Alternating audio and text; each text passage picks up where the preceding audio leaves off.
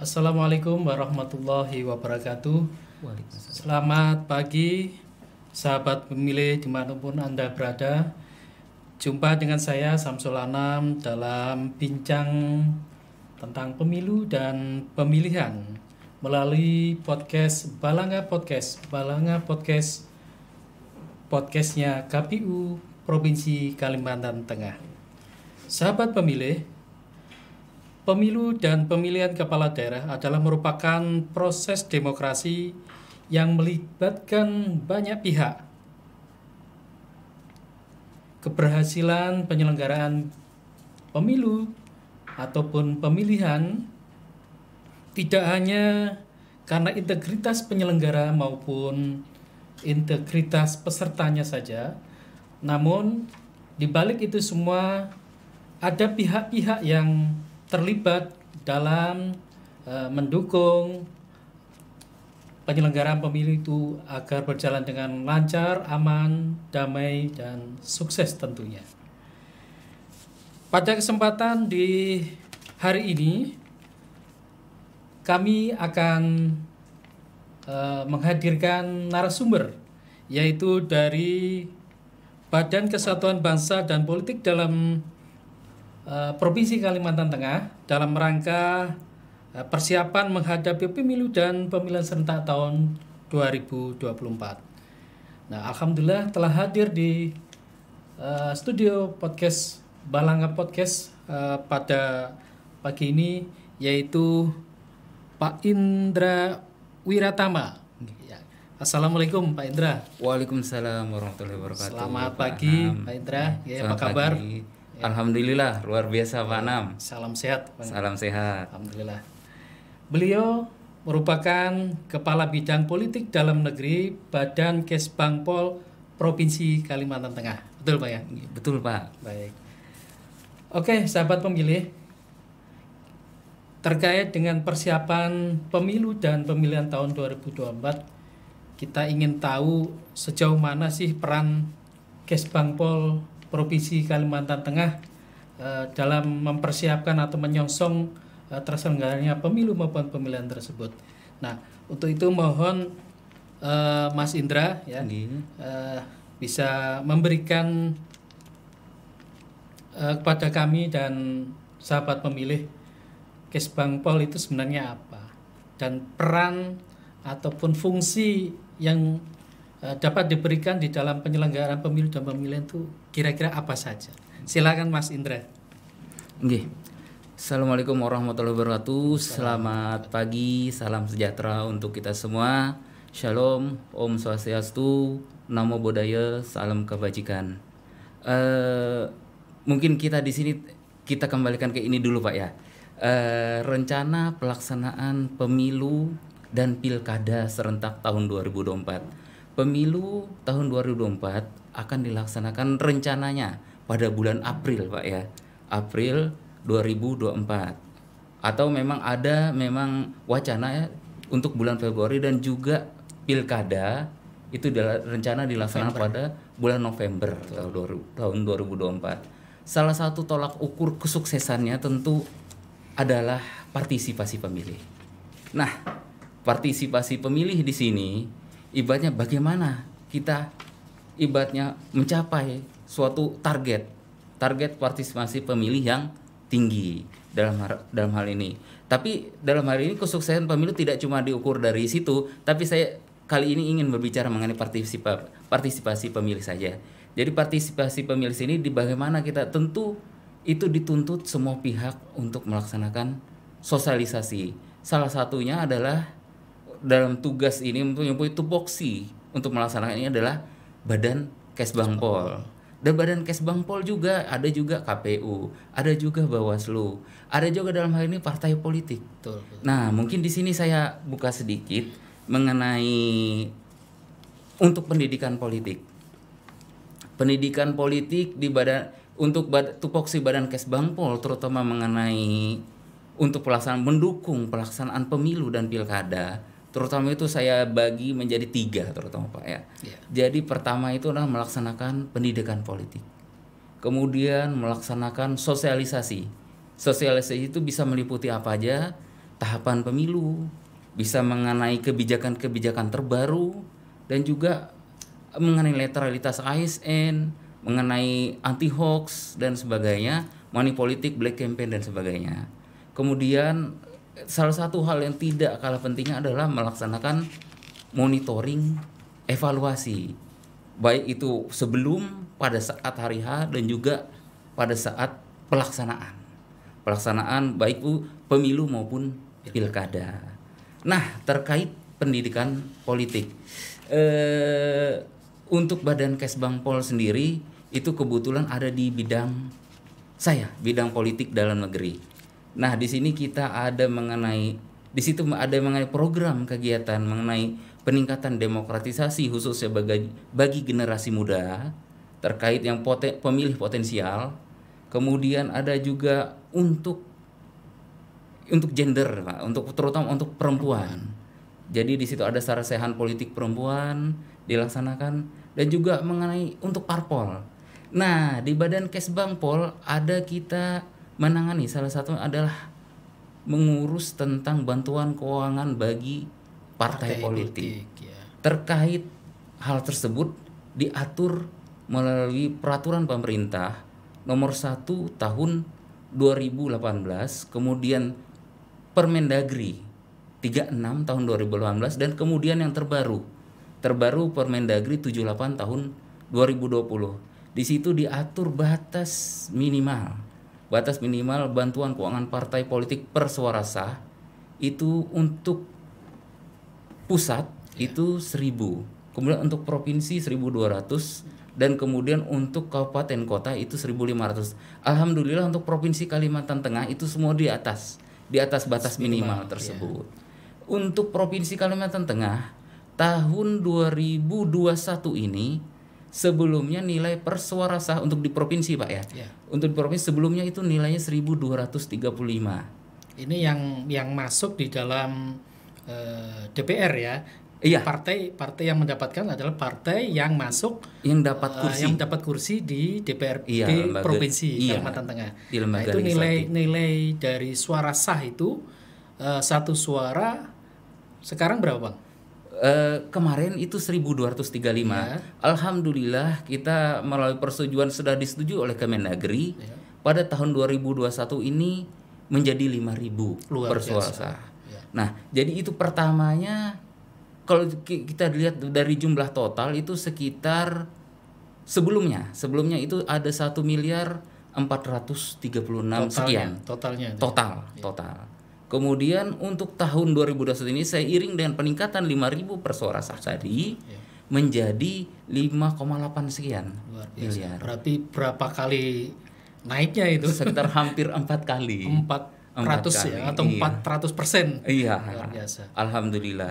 Nah, terkait ke bantuan keuangan partai politik ini, di situ diatur sebelumnya, memang sebelum muncul Permendagri 36 tahun 2018 itu dikatakan bahwa 60% itu untuk pendidikan politik. Kemudian sisanya untuk operasional sekretariat.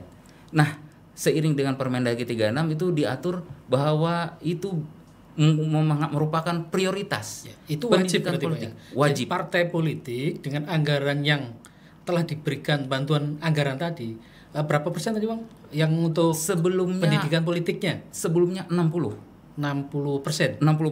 Itu wajib digunakan untuk pendidikan politik. Baik itu kaderisasi, baik itu terutama yang pasti untuk pendidikan politik terutama mengenai 4 konsensus dasar. Apa itu? Undang-Undang Dasar 1945, Pancasila, Bhinneka Tunggal Ika, dan juga NKRI. Dasar-dasarnya itu harus ditanamkan oleh partai politik gitu, Bang ya. Benar. Nah, sekarang gini, Bang. Mas Indra ya. Adakah program-program dari Kesbangpol itu sendiri selain yang memang programnya tadi melalui bantuan parpol, dan parpol memang wajib melakukan pendidikan politik di anggotanya, paling tidak kan anggotanya ataupun masyarakat sebagai konstituennya. Nah, yang langsung Kesbangpol tangani misalkan pendidikan politik atau pendidikan pemilih, adakah itu rencana atau mungkin yang sudah dilaksanakan? Untuk program dan kegiatan kita pasti ada program kegiatan itu, seperti kembali tadi yang saya katakan bahwa yang terutama yang dilaksanakan oleh Badan Kesbangpol adalah pertama itu sarasahan politik perempuan, kemudian peningkatan demokratisasi, mohon maaf. Jadi ada juga peningkatan kerjasama dengan lembaga legislatif. Jadi di situ kami melaksanakan untuk tahun 2022 itu kami melaksanakan di 7 kabupaten rencana ya Pak, mengenai untuk peningkatan demokratisasi. Tahun 2022. 22 di 7 sudah teranggarkan itu ya. Teranggarkan untuk 7 kabupaten. Jadi selain hal tersebut kami juga melalui RDP dengan Dewan kemarin. Jadi seperti pembicaraan kita bahwa untuk membangun partisipasi pemilih ini tidak bisa cuma Kesbangpol. Betul. Harus secara instansi terutama yang terkait secara keseluruhan. Betul. Jadi harus secara masif. Jadi itu kami berupaya dengan partai politik juga. Jadi di situ ada pihak Kesbangpol diundang, dan juga ketika program kegiatan Kesbangpol dilaksanakan ada juga parpol yang diundang, terutama dari legislatif. Dari situlah kami memasukkan program-program ibarat untuk penunjangan peningkatan partisipasi pemilih untuk rencananya untuk tahun selanjutnya, untuk secara berkelanjutan. Jadi sebenarnya memang partisipasi pemilih itu tidak hanya kewajiban dari penyelenggara saja. Benar. Namun dari partai politik pun harus. Dari pemerintah harus. Masyarakat pemilu-pemilihan harus. Nah sekarang saya ingin tahu Bang, karena kalau flashback ke belakang tahun 2019 dengan yang sekarang mau dilaksanakan 2024 yang pemilu dan pemilihan serentak, itu tentu kerumitannya adalah bertambah karena di saat-saat sekarang masih masa pandemi Covid. Nah, tantangan-tantangan seperti susahnya kita mendapatkan petugas ad hoc itu ya. Petugas ad hoc terutama di tingkat bawah PPS maupun KPPS. Nah, adakah solusi kira-kira dari Kesbangpol dalam rangka untuk memberikan pemahaman agar mereka atau pendidikan pemilih lah, bahwa kedepannya itu bahwa namanya pemilihan itu adalah tugas kita bersama, sehingga ada rasa memiliki. Karena kalau banyak yang nggak mau, terus siapa lagi penyelenggaranya gitu kan. Nah, sementara namanya pemilu itu adalah merupakan investasi yang luar biasa. Kalau pemilu itu tidak selenggarakan, bagaimana proses pergantian pimpinan kita, itu bahaya. Nah, saya ingin tahu kira-kira upaya apa yang bisa dilakukan kiranya nanti ke depan agar KPU sebagai penyelenggara atau Bawaslu juga banyak tenaga-tenaga ad hoc nanti akan direkrut. Bahkan informasi yang barusan saya dapat itu kurang lebih 30 juta untuk melaksanakan pemilu tahun 2024. Nah, ini luar biasa.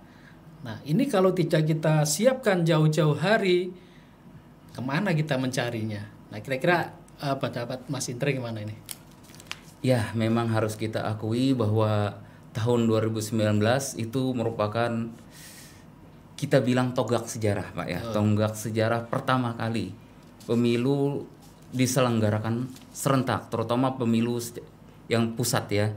Pusat untuk memilih legislatif ini sampai daerah juga, kabupaten kota.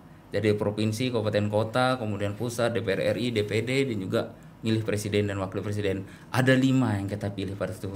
Dan harus kita akui dari penyelenggara banyak ya boleh dibilang jatuh korban.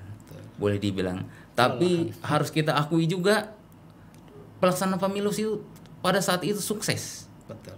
Itu yang kita hitung. Jadi kita sangat aplaus sekali kepada penyelenggara, walaupun ibaratnya dengan situasi yang bagaimana, di situasi Covid lagi pada saat itu, kita tetap ini target pemilih pada saat itu tercapai. Jadi dalam hal ini selain penyelenggara, sosialisasi itu sangat diinikan. Ibaratnya kalau boleh dibilang berhasil. Tetapi dalam satu sisi kita memang ada suatu permasalahan terutama untuk pemerintah Provinsi Kalteng kemarin untuk badan ad hoc ya untuk pemilih. Jadi kemarin kita pada saat permasalahan tersebut kita langsung turun Pak, langsung turun ke kabupaten yang bersangkutan, kemudian untuk menerangkan bahwa ini permasalahannya tidak, karena harus kita akui bahwa kita kekurangan SDM terkait hal tersebut. Jadi pemilu ini merupakan suatu kewajiban kita dan juga sarana untuk memilih pemimpin. Memang harus kita akui juga ini merupakan sarana konflik, tapi konflik yang secara konstitusional itu ibaratnya sangat legal secara konstitusi. Jadi ibaratnya pemilu ini wajib ini untuk kita memilih pemimpin. Kita ingin melihat daerah maju ya kita pilih pemimpinnya. Pemimpin yang menurut kita yang terbaik. Kita memilih yang baik dari yang terbaik. Itu menurut saya. Jadi disitulah bagaimana peran sosialisasi kita untuk meningkatkan partisipasi pemilih ini melalui pendidikan politik tadi. Terutama juga baik penyelenggara, baik pemerintah, dan di dalam hal ini Pak Kesbangpol juga memegang dalam hal ini kerjasama terutama dengan forum-forum binaan Badan Kesbangpol. Forum-forum tersebut ada 4, terutama forum kewaspadaan diri masyarakat, bagaimana kita kerjasama, bagaimana potensi-potensi konfliknya, bagaimana agar deteksi dini dan cegah dini, kemudian forum bela negara di situ udah masuk pendidikan politik, sosialisasi. Kemudian ada juga FKUB, Forum Kerukunan Umat Beragama. Di situ kita bagaimana umat beragama jangan sampai terpecah, walaupun ini saya bilang tadi memang sarana konflik, tapi jangan sampai itu memecah belah. Kemudian juga ada satu forum FPK namanya, Forum Pembawaan Kebangsaan. Di sini itulah di antar suku-suku, di situ bagaimana kita antar suku itu satu. Itulah dikatakan Bhinneka Tunggal Ika. Baik. Oke, Mas Indra, mungkin ya kedepannya harapan kita agar ada sinergi antara Kesbangpol dengan penyelenggara pemilu, terlebih lagi di dalam sosialisasi maupun penyelenggaraan pilkada juga.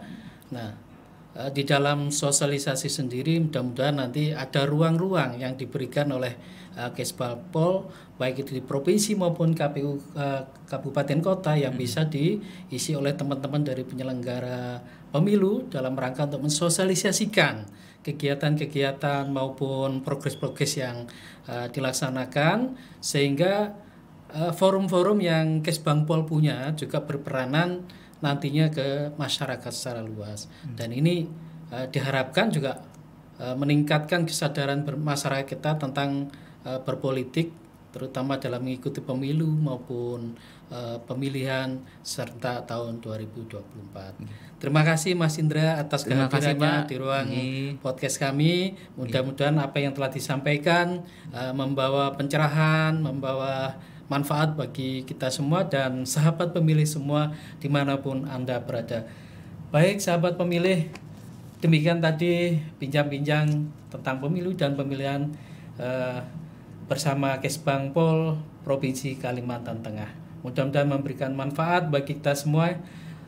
Salam demokrasi, salam KPU. Terima kasih.